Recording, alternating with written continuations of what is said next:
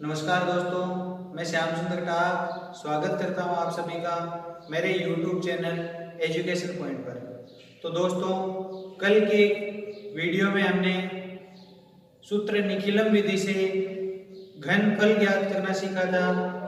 आज की क्लास में हम लोग द्विघात विधि से भाग करना सीखेंगे।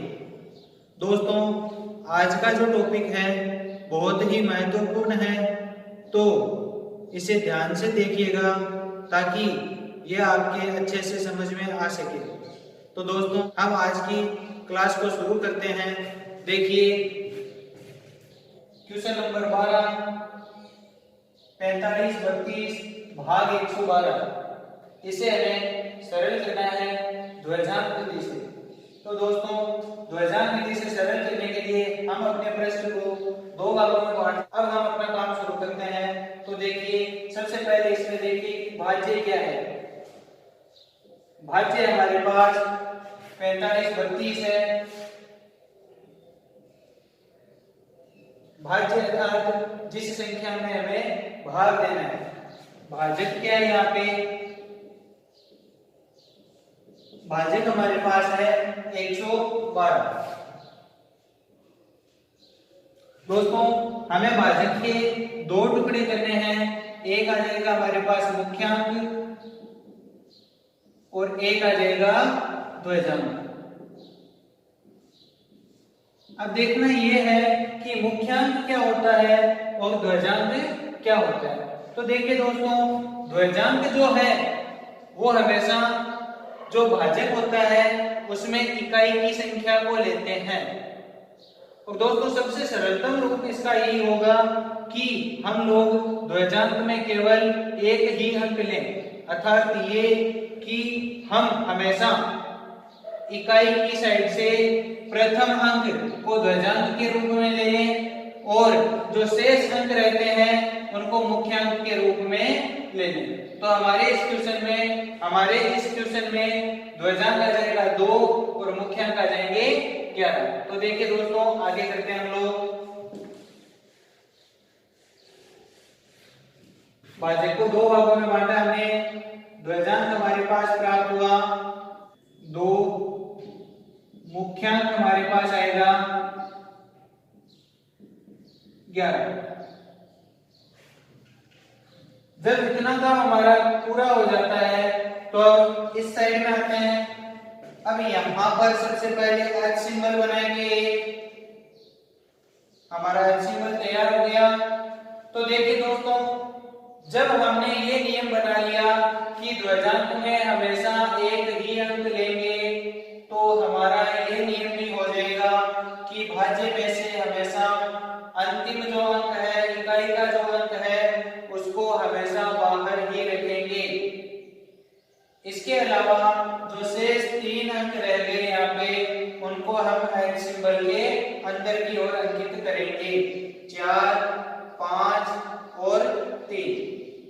आगे दोस्तों, द्विघात शब्द को अलग अलग करके लिखते हैं।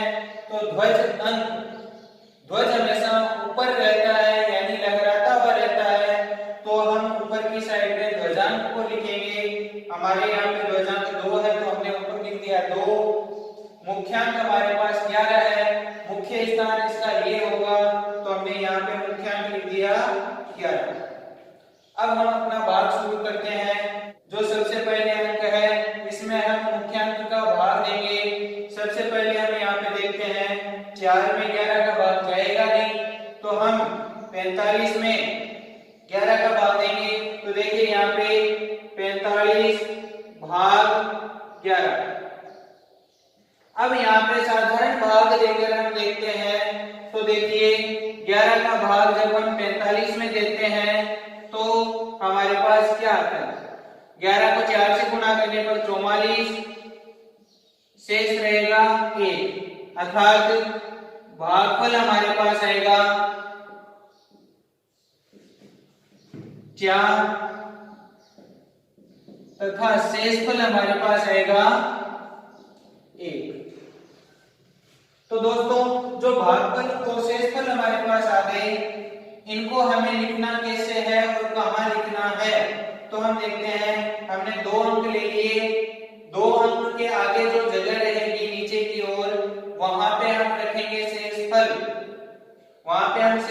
अंकित करते हैं, शेषफल हमारे पास 1 है तो हमने यहाँ पे 1 लिख दिया, तथा जो हमारे पास भागफल है 4 उसको हम इस नीचे की ओर अंकित करेंगे।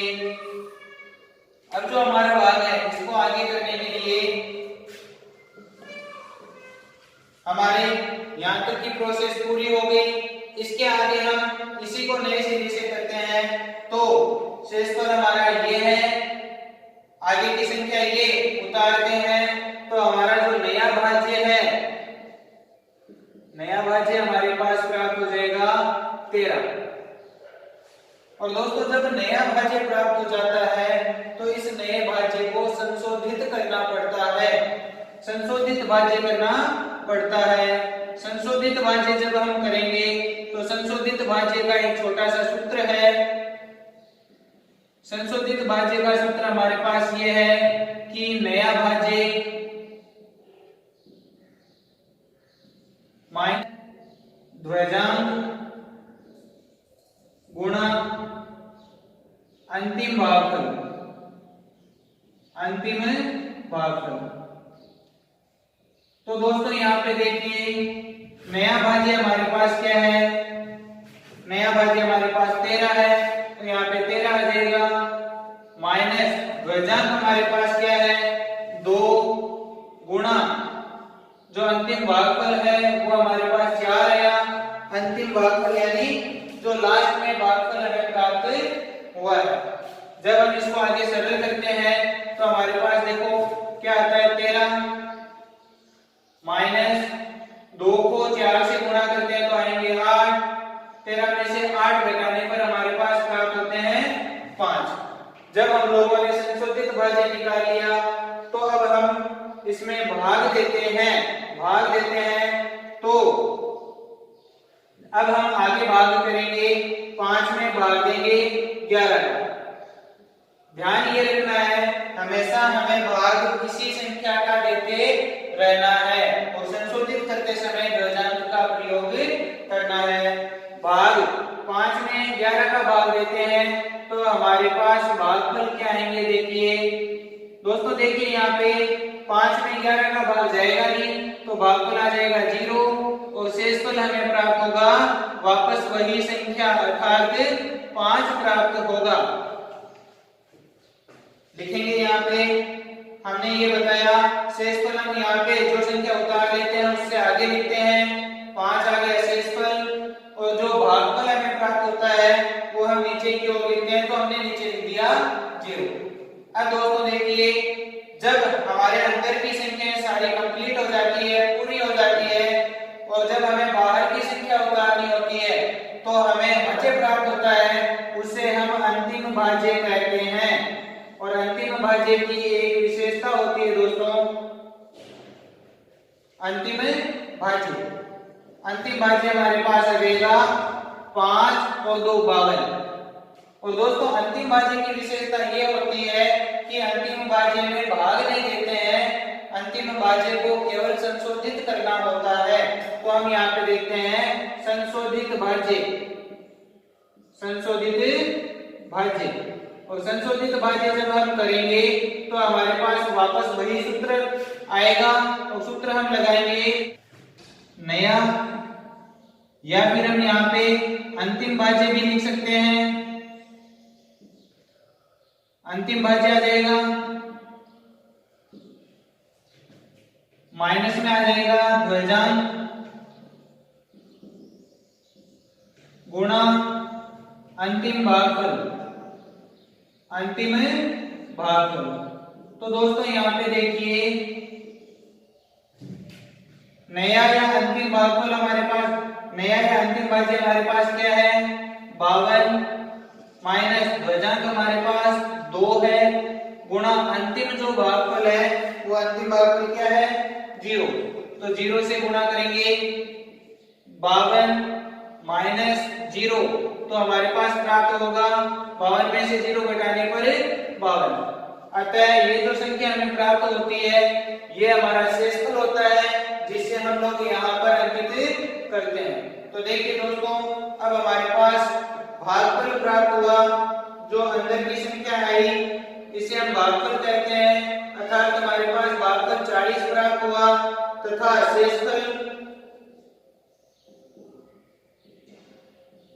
शेषफल हमें 52 प्राप्त होता है। ध्यान से देखना दोस्तों इन क्वेश्चनों को, बहुत अच्छे क्वेश्चन है, आसानी से समझ में भी आ जाएंगे। एक ही प्रक्रिया को बार बार दोहराना होता है इसमें। आगे का क्वेश्चन देखिए दोस्तों, हमारा नेक्स्ट क्वेश्चन है 1234 भाग 42। सबसे पहला काम, हम जो हमारा प्रश्न है इसको दो भागों में बांट लेते हैं। इस साइड में हम संकेत लिखेंगे। संकेत में जो हमारी संख्या है किसमें हमें भाग देना है, भाज्य हमारे पास आ जाएगा 1234 और भाजक हमारे पास 42। हम भाजक को दो भागों में बांटेंगे। सबसे पहले द्वैजांत दोस्तों जो भाजक होता है उसमें से इकाई अंक को लेते हैं। इकाई अंक 2 है तो द्वैजांक हमारे पास आ जाएगा 2। मुख्यांक हम देखते हैं, इसमें शेष अंक केवल एक अंक है जो कि 4 है, तो मुख्यांक हमारे पास आ जाएंगे 4। अब दोस्तों शुरुआत करते हैं। एक्स सिंबल बनाया, भाज्य के इकाई अंक को हम बाहर अंकित करते हैं, इससे बाकी शेष अंकों को हम अंदर लिखेंगे 1 2 और 3। जो ध्वजांक है ऊपर लिखेंगे ध्वज के स्थान पर, मुख्यांक है मुख्य स्थान पर लिखेंगे। हम अपना भाग शुरू करते हैं। तो देखिए 4 का भाग देना हमें 12 भाग 4।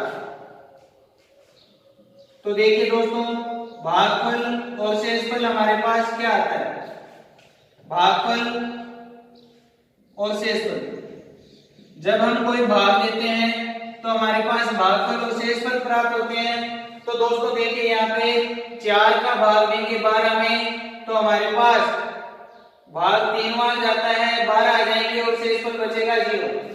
भागफल आया 3, शेषफल आया 0। तो दोस्तों यहाँ पे थोड़ा विशेष ध्यान देना, यहाँ पे क्या होने वाला है क्वेश्चन में। तो देखिए भागफल कितना आया हमारे पास, तो दोस्तों देखिए शेषफल हमारे पास 0 है और भागफल हमारे पास 3 है। यहाँ तक तो हमारे कोई समस्या नहीं आ रही है। लेकिन जब हम नया भाज्य लेते हैं, नया भाज्य, तो नया भाज्य हमारे पास आ जाता है 0-3। नया भाज्य आया 0-3।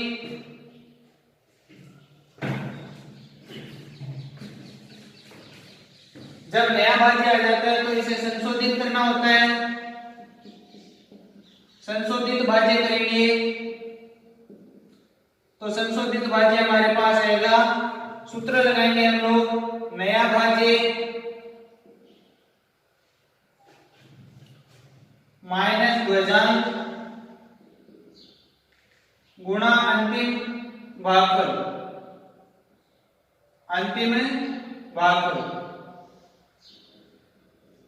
तो दोस्तों यहाँ पे ध्यान ये देना है, नया भाज्य हमारे पास 0-3 था, ध्वजांक हमारे पास 2 है और अंतिम भागफल हमारे पास 3 है। तो यहाँ पे 0-3 में से 6 नहीं घटाए जा सकते हैं, अर्थात हमारे यहाँ पे जो संशोधित भाज्य है वो संभव नहीं है। इसीलिए हमें वापस ऊपर की ओर चलना है। जो हमने भाग दिया था 12 में 4 का, वो भाग हमें 3 बार ना देकर 2 बार देना होगा। जब हम भाग 2 बार देते हैं तो हमारे पास शेषफल आ जाते हैं 4।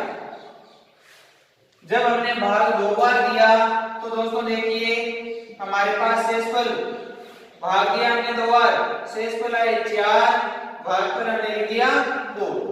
तो देखिए नया भाज्य हमारे पास 4 और 3, नया भाज्य क्या आ जाएगा दोस्तों हमारे पास 43। संशोधित भाज्य करेंगे तो सूत्र यही लगना है, संशोधित भाज्य करते हैं 43 माइनस ध्वजांक 2 है गुणा अंतिम भागफल भी 2 है, तो हम लिखेंगे 2 गुणा 2। जब संशोधित करेंगे 43 माइनस 4 बराबर में आ जाएंगे हमारे पास 39। अब देखिए दोस्तों 39 में हमें 4 का भाग देना है। जब हम 4 का भाग देते हैं तो भागफल और शेषफल प्राप्त होगा हमें।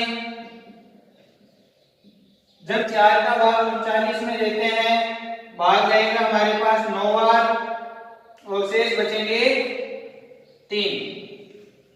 देखिए दोस्तों इस साइड में हम लिखते हैं शेष हमारे पास आ गए 3, भाग हमारे पास गया 9 बार।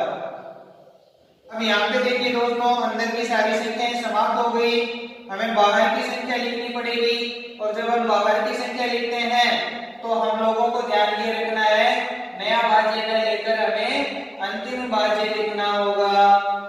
तो हम देखते हैं अंतिम भाज्य बराबर में हमारे पास आ जाएगा 3 और 4 34। अंतिम भाज्य जो है वो केवल संशोधित होता है, तो हम लोग लिखेंगे संशोधित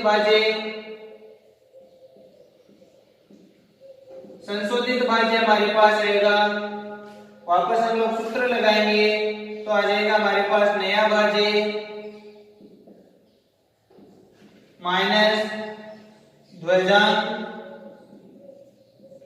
गुणा आ जाएगा हमारे पास अंतिम भागफल। तो दोस्तों यहाँ पे देखिए नया भाज्य हमारे पास क्या है, नया भाज्य या फिर अंतिम भाज्य हमारे पास 34 है। यहाँ पे इसके कोष्टक में अंतिम भाज्य भी लिख सकते हो ताकि आपके कोई कंफ्यूजन ना रहे। 34 माइनस में आ जाएगा ध्वजांक क्या है हमारे पास 2, अंतिम भागफल हमारे पास क्या है 9। तो देखिए यहाँ पे 34 माइनस 2 को 9 से गुणा करेंगे तो आएंगे 18। जब 34 में से 18 घटाते हैं तो हमारे पास आंसर आते हैं 16। तो देखिए दोस्तों जो 16 प्राप्त हुए हमें वो हमारे शेषफल होते हैं, जो शेषफल होंगे और 16 को हम यहाँ पर लिखेंगे। तो देखिए जो h के अंदर जो प्राप्त है वो भागफल होगा। भागफल हमारे पास प्राप्त होता है 29 तथा शेषफल हमें प्राप्त होगा 16। अतः ये भाग हमारा कंप्लीट होता है। अगला क्वेश्चन देखिए दोस्तों, हमारा नेक्स्ट क्वेश्चन 14वां क्वेश्चन है 98,765। इसमें भाग देना है हमें 87 का। तो हमने अपने प्रश्न को 2 भागों में बांट लिया। इस भाग में हम लोग संकेत लिखेंगे। संकेत में देखिए दोस्तों सबसे पहले जो हमारा भाज्य है, भाज्य हमारे पास है 98,765 जो हमारा भाजक है। भाजक हमारे पास है 87। तो दोस्तों देखिए भाजक के हमें 2 भाग करने हैं। पहला भाग हम करेंगे ध्वजांक और दूसरा भाग हम करेंगे मुख्यांक। तो दोस्तों जैसे कि मैंने बताया ध्वजांक हम भाजक का इकाई अंक लेते हैं। भाजक का इकाई अंक हमारे पास 7 है, अतः ध्वजांक हमें 7 प्राप्त हो जाएगा तथा शेष जो अंक रह जाता है भाजक का उसे हम मुख्यांक मान लेते हैं। तो हमारे पास मुख्यांक आ जाएगा 8। अब देखिए आगे सरल करने के लिए H सिंबल बनाया। भाज्य का इकाई अंक बाहर लिखेंगे तो हमारे पास आ जाएगा 5। शेष अंकों को अंदर लिखेंगे तो देखिए 9, 8, 7 ध्वजांक को हम ध्वज के स्थान पर ऊपर लिखते हैं, 7 आ जाएगा हमारे पास ध्वजांक, और मुख्य स्थान पर मुख्यांक को लिखेंगे तो आ जाएगा 8। दोस्तों अब हम अपना भाग शुरू करते हैं। तो हमारे पास देखिए क्या आता है, 9 में 8 का भाग देंगे हम लोग, 9 भाग 8। भाग देने पर हमें भागफल और शेषफल प्राप्त होगा। तो देखिए यहाँ पे 8 का भाग 9 में देते हैं तो भाग जाएगा एक बार और शेष भी बचेगा 1। तो हम लोग यहाँ पे अंकित करेंगे, शेषफल हम लोग यहाँ पे ऊपर लिखेंगे और जो भागफल है वो नीचे की साइड में लिखेंगे। अब जब इतना हो जाता है तो नया भाज्य हमारे पास आ जाएगा 1 और आगे की संख्या आ जाएगी 8, 18। नए भाज्य को संशोधित करेंगे,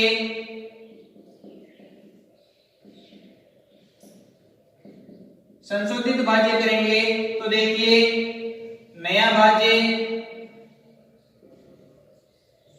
माइनस ध्वजांक गुणा अंतिम भागफल,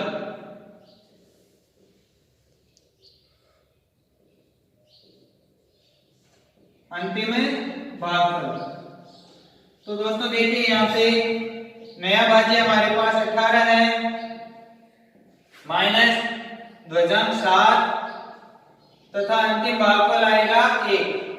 सरल करेंगे तो हमारे पास आ जाएगा 18 माइनस का 7, घटाने पर हमें प्राप्त होगा 11। दोस्तों जब हम लोग 11 में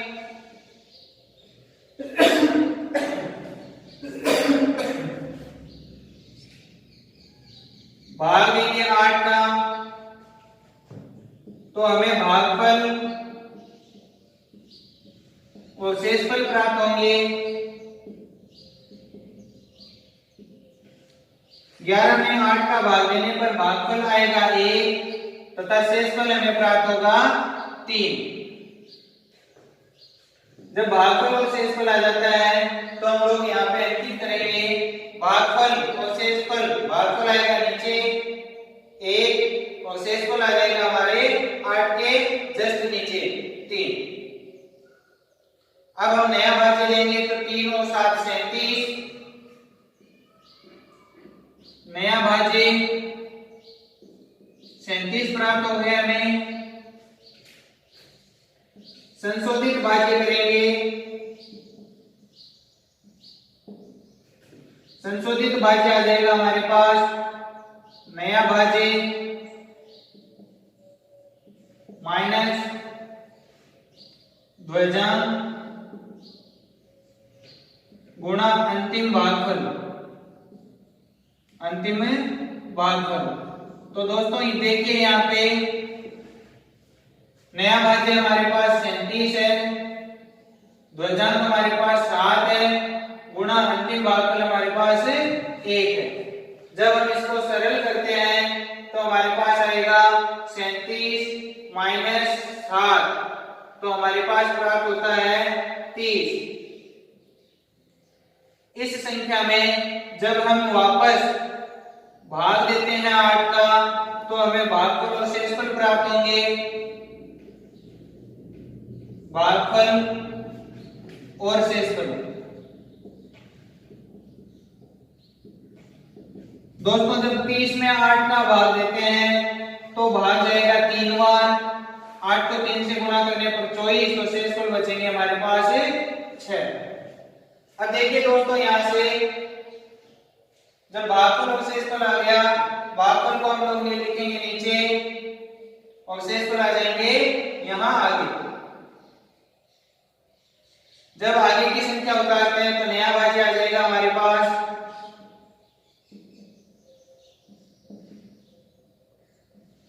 66। जब इसको संशोधित करेंगे, संशोधित भाज्य करेंगे तो दोस्तों यहाँ पे देखना मैं सूत्र नहीं लिख रहा हूं, ऊपर लिखा हुआ है यहाँ पर और यहाँ पर। तो संशोधित भाज्य करेंगे हम लोग नया भाज्य नया भाज्य हमारे पास 66 है तो 66 आ जाएगा, माइनस द्वैजांक हमारे पास 7 है, गुणा में आ जाएंगे अंतिम भागफल हमारे पास आया 3। जब हमने इसको सरल किया तो 66 माइनस 7 को 3 से गुणा करने पर 21, तो हमें प्राप्त होता है 45। 66 में से 21 घटाने पर हमें प्राप्त होता है 45। जब हम लोग 45 में भाग देते हैं 8 का, तो हमें भागफल प्राप्त होते हैं 5। 8 को 5 से गुणा करने पर 40 आ जाएंगे तथा शेषफल हमें प्राप्त होंगे 5। अब देखिए दोस्तों, शेषफल हमारे पास 5 आ गए, भागफल आ गए हमारे पास 5।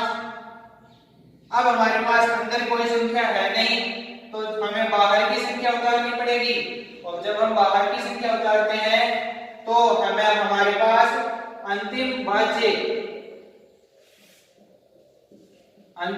होता है, अंतिम भाज्य प्राप्त होता है, और अंतिम भाज्य हमारे पास आ गया 5 और 5 55। और दोस्तों अंतिम भाज्य केवल संशोधित होता है, तो हम यहाँ पे संशोधित भाज्य करेंगे।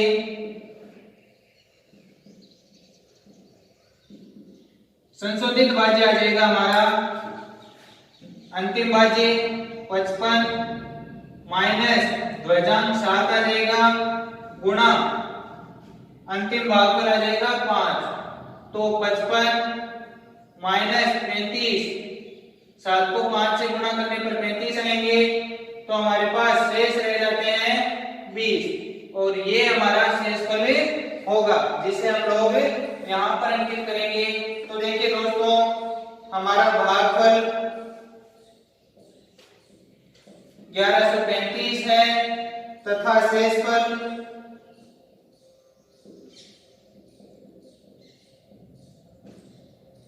20 है। हमारा भाग यहाँ पे कंप्लीट हो जाता है। तो देखिए 15वां क्वेश्चन हमारा है, इसको हम द्वैजांक विधि से सरल करेंगे। तो सबसे पहले हमारे प्रश्न को 2 भागों में बांटेंगे। दोस्तों ये क्वेश्चन बड़ा दिखाई दे रहा है, लेकिन इसको एक ही प्रोसेस को बार बार हमें करना है। तो देखिए सबसे पहले हम संकेत लिखेंगे।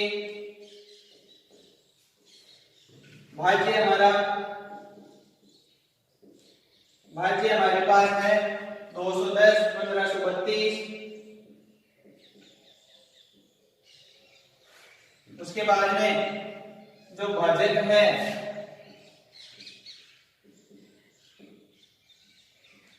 हमारे पास आ जाएगा 879। दोस्तों जब भाजक को 2 भागों में बांटेंगे हम लोग, पहला भाग द्वैजांक, मैंने आपको बताया कि द्वैजांक भाजक का इकाई अंक लेंगे। भाजक का इकाई अंक 9 है, तो द्वैजांक हमारे पास आ गया 9। मुख्यांक हम लोग लेते हैं, मुख्यांक से जो अंक रह जाते हैं भाजक में से वो आ जाएंगे, तो मुख्यांक आ जाएगा 87। तो दोस्तों देखिए यहाँ पे हमें 87 का पहाड़ा लिखना पड़ेगा, जो कि मैंने इस प्रकार से लिखा है। अब देखिए आगे सर्वे करते हैं। तो सबसे पहले X सिंबल बनाया,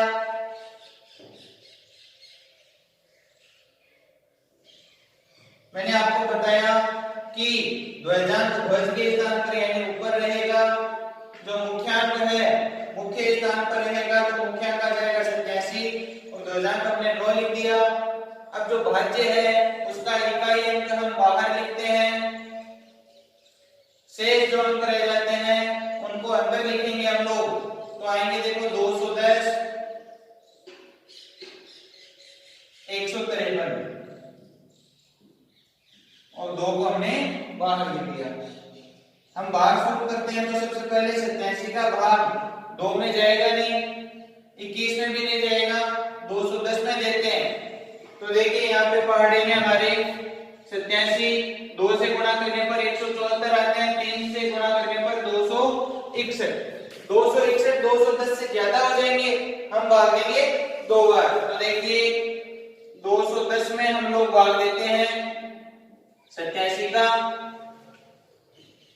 हमारे पास भागफल आएगा 2,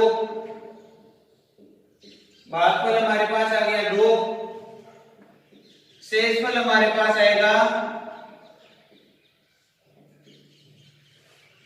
देखिए 87 को हम 2 से गुणा करते हैं तो आते हैं हमारे पास 174। संख्या हमारे पास है 210, इसमें से इसको घटाएंगे, 10 में से 4 को घटाया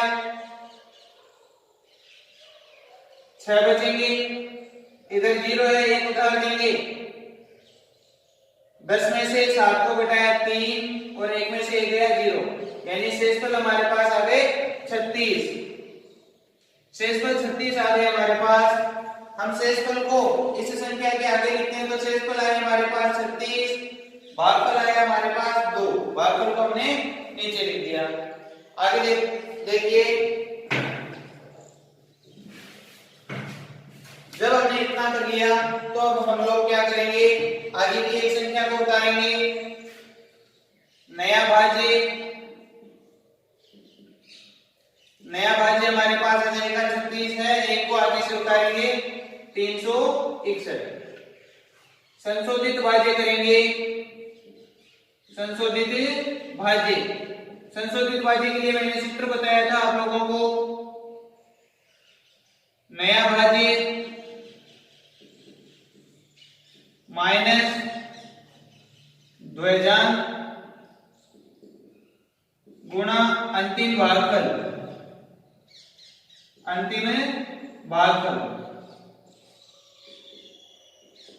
तो देखिए दोस्तों नया भाज्य हमारे पास है 361 माइनस द्वैजांक हमारे पास है 9 गुणा अंतिम भागफल आया हमारे पास 2। सरल करेंगे, 361 में से हम लोग 9 दूनी 18 घटाएंगे, जब 18 को घटाते हैं 361 में से तो हमें 343 प्राप्त होते हैं। अब 343 में हम लोग भाग देते हैं, भाग दिया 87 का, तो देखिए दोस्तों 348 4 बार में आते हैं जो कि इससे ज्यादा है, तो हम भाग देंगे 3 बार, अर्थात भागफल आ जाएगा हमारे पास 3 और शेषफल देखिए क्या आता है, संख्या हमारे पास थी 343, भाग हमने 3 बार दिया, 3 बार भाग देने पर आया 261, तो 261 को घटाएंगे, 3 में से 1 गया 2, 4 में से 6 जा नहीं सकते, 1 इससे उधार दिया 14, 14 में से 6 गए 8, 2 में से 2 जाएंगे 0, शेषफल आ गया हमारे पास 82। तो देखिए भागफल और शेषफल को हम लोग लिखते हैं, भागफल आया हमारे पास 3, शेषफल हमारे पास आया 82। वापस वही प्रोसेस, नया भाज्य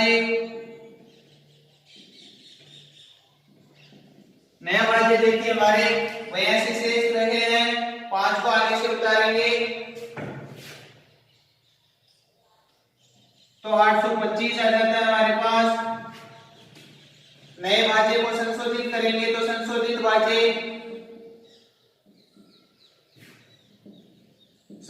भाज्य हमारे पास आएगा,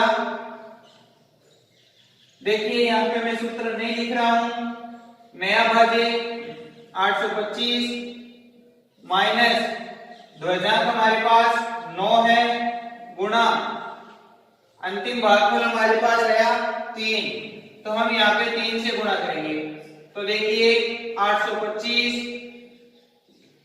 माइनस 9 को 3 से गुणा करने पर 27, तो हमारे पास 825 में से 27 को घटाएंगे तो हमारे पास आएंगे 798।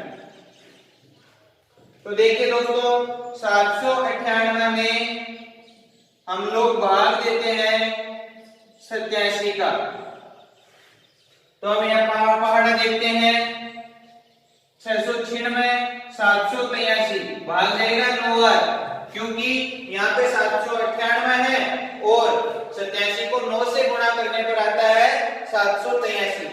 तो हमारे यहाँ पे भागफल आ जाएगा 9, भागफल आएगा 9 और शेषफल आएगा हमारे पास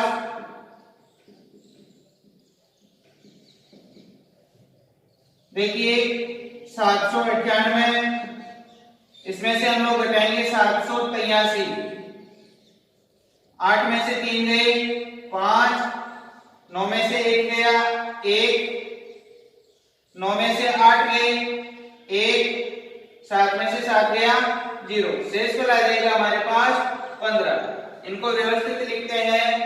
भागफल आ गए हमारे पास 9, शेषफल हमारे पास आ गए 15। देखिए आगे नया भाज्य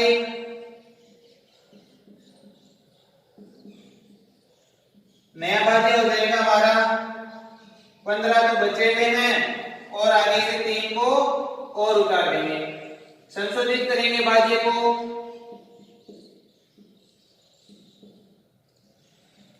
संशोधित भाज्य हमारा होगा नया भाज्य 153 है माइनस द्वैधांक 9 है गुणा अंतिम भागफल भी 9 है। 153 में से 9 गुणा 9 81 प्राप्त होते हैं। 153 में से 81 को घटाएंगे हमें 72 प्राप्त होते हैं। अब देखिए 72 में भाग देते हैं 87 का। अब यहाँ पे जो भाज्य है भाजक से छोटा है तो भाग जाना संभव नहीं है, तो भागफल यहाँ पे आ जाएगा हमारे पास 0। जब भाग टूट जाता है तो हम लोग भागफल में 0 लिखते हैं। इसका यही कारण है, यहाँ पे भाग संभव नहीं है तो भागफल भाग 0 आ जाएगा और शेषफल वापस वो की वही संख्या रह जाएगी। शेषफल आ जाएगा हमारे पास 72। इसको व्यवस्थित लिखते हैं। भागफल 0, शेषफल आ गया हमारे पास 72। अब देखिए यहाँ पे अंदर की सारी संख्याएं पूरी हो गई। जब हम बाहर की संख्या उतारेंगे तो हमारे पास जो भाज्य आएगा वो आता है अंतिम भाज्य। अब हमें अंतिम भाज्य प्राप्त होगा जब हम बाहर की संख्या उतारते हैं। तो अंतिम भाज्य हमारे पास आया 72 हमारे पास थे और 2 बाहर की संख्या को उतारते हैं। दोस्तों अंतिम भाज्य केवल संशोधित होता है तो हम लिखेंगे संशोधित भाज्य।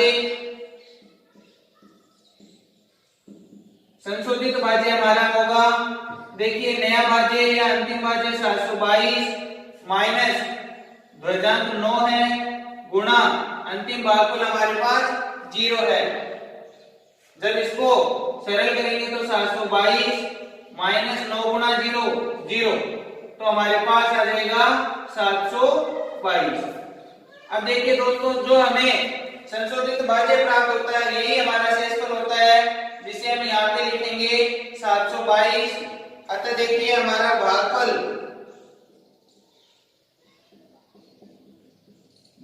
हमें प्राप्त हो गया जो अंदर की संख्या है 2390